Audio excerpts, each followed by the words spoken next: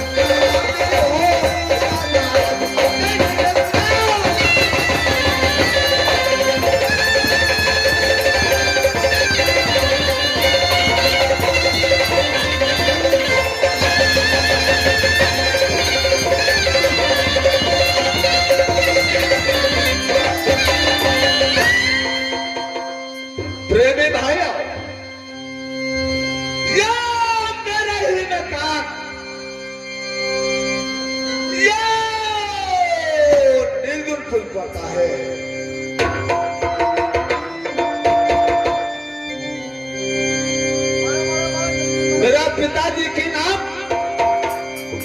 या राजा निर्गुण क्षत्रिय,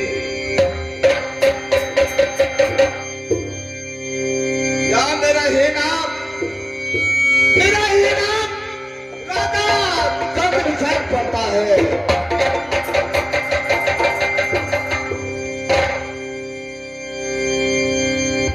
मैंने शादी किया कहा? तो रायपुर शहर राजेश्वर सिंह की पुत्री के साथ शादी करके लाया। सती ब्याही की मैंने 12 वर्ष तक निवास किया। न एक पुत्र न एक पुत्री दिया इंसान।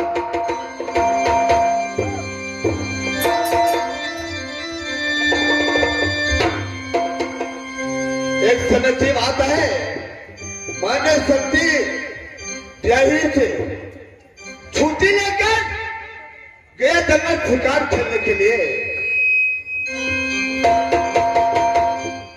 शिकार खेलते खेलते मैंने रजनी फुलवारी में पहुंच गया। उस फुलवारी में एक सुंदर सा लड़की मेरा मिला,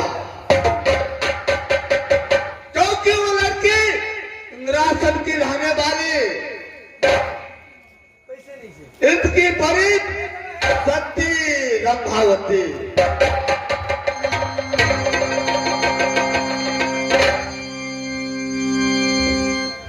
मैंने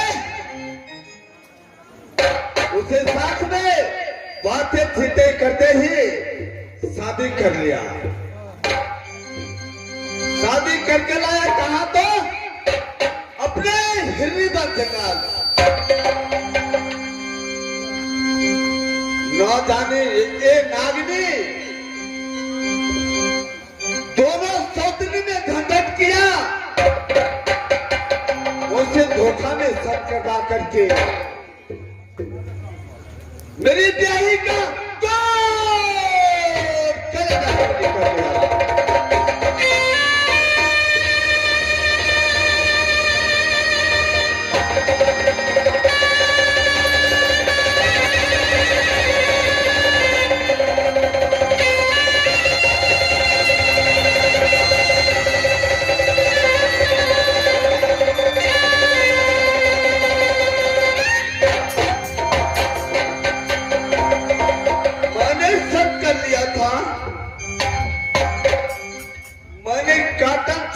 मंगवा करके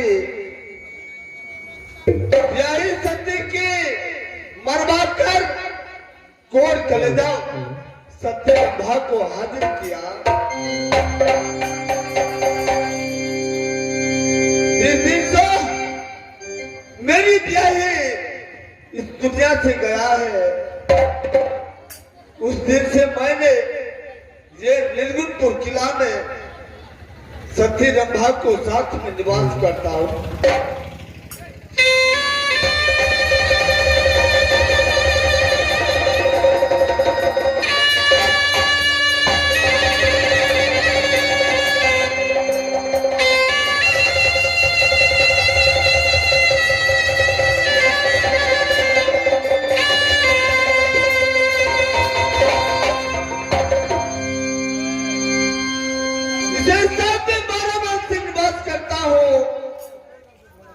नो एक पुत्र दिया, नो एक पुत्री दिया। ईश्वर 14 गुजरात रहते हुए मैं पुत्र राजा कहलाता हूँ।